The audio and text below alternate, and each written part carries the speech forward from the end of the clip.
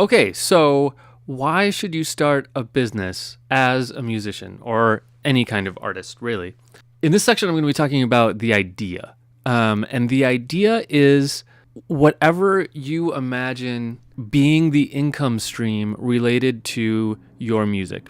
It might be making records, it might be teaching lessons, it might be licensing to other media like film, television, or video games.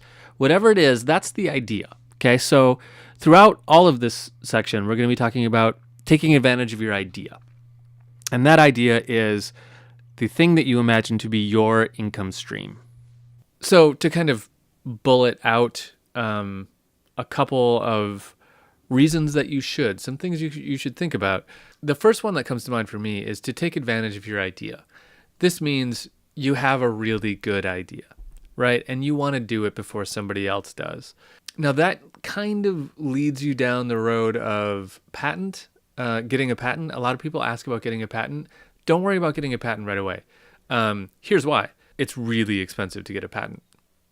I've gone through the process twice, and the first time I had a lot of funding and a lot of lawyers, and it was fairly smooth, but, probably a good 40 grand to do it. The second time I just did it all myself, and I didn't really get the patent. It got denied.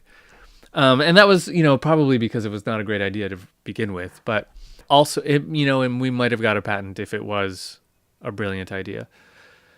And I still did it myself. I don't know. But you want to take advantage of your idea. So let's say you want to start a company.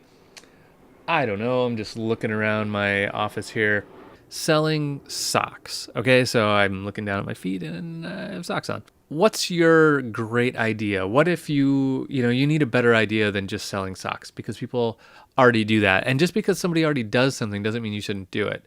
But let's say you want to sell socks online that have this design on it that you've created. Okay, so now you've got something really unique. So nobody has that design. That is a good reason to start a business. You've got this idea.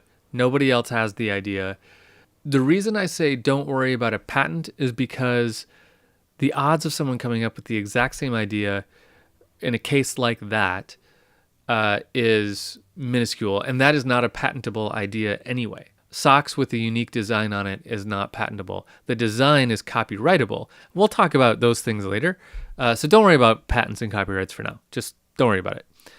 But you want to take advantage of the idea. You want to do it before somebody else does. And that brings me to a little story. So I had this idea once, and I don't know how much detail I want to go into about what it was because I don't want to incriminate someone, but let's just say it was a music thing. It was a musical instrument. Okay, so I wanted to build this musical instrument. I had this idea for how it would work, and it was very complicated. I was at a music conference, and I was talking with one of my friends. We had had a couple drinks, and we were just kind of shooting the breeze. And I told him, I had this idea for this instrument I wanted to build. And it was super unique and fairly complicated. And he was like, tell me about it. So I told him about it. I sketched out on a napkin how it would all work. It was an electronic thing, so it involved computers and code and the whole thing.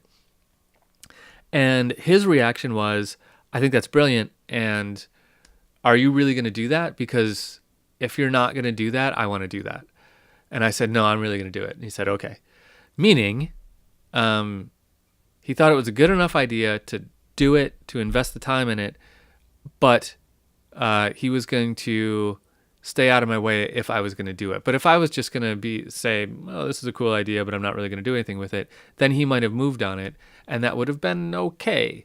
But I said, no, I'm going to do it. So a year later, I go to the same conference. I see the same guy, say, how you doing? Blah, blah, blah. We chat. And he said he's doing good, blah, blah, blah. In the meantime, I've been working on this idea. It was really complicated to build. And so I had collaborated with some engineers, and I was working on it and all this stuff. I go to a concert where he has a piece being performed, and it's being performed on the thing, on the instrument that I described on that napkin, to the letter.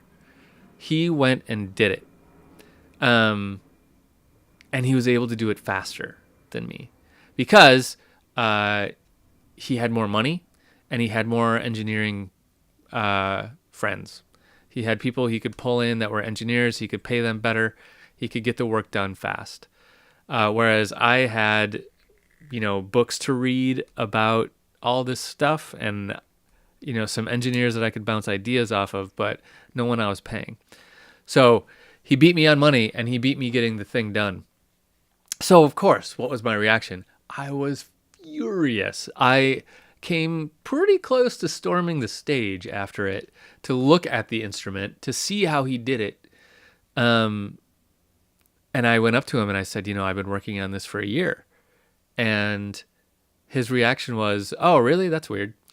And then he went and talked to people because everyone wanted to talk to him about how cool his instrument was because it was pretty cool.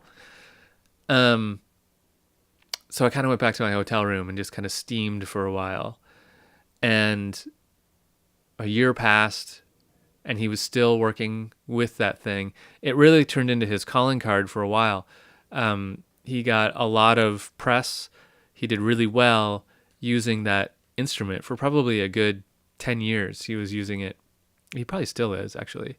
And here's what I've figured out.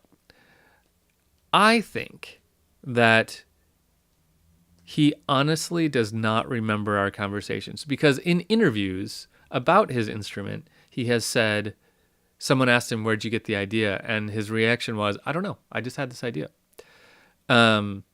And he's a super nice guy. So I honestly think maybe he drank more than I thought he had. And so he doesn't remember where he got the idea. He just remembers that it's an idea. I give him the benefit of the doubt because he's a nice guy. But the fact remains, he did it before me. I did not take advantage of that idea.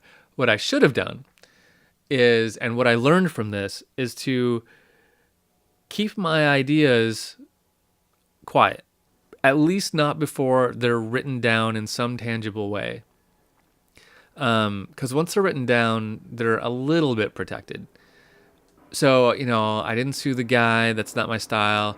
I took it as a learning experience that I didn't take advantage of the idea. He did, and I lost. And now I know. Don't do that. Don't let those ideas slip through your fingers. If you've got a good idea, you've got to move on it. And that's a great reason to start a business. Take advantage of your ideas. Okay, let's move on and talk about another reason to start a business.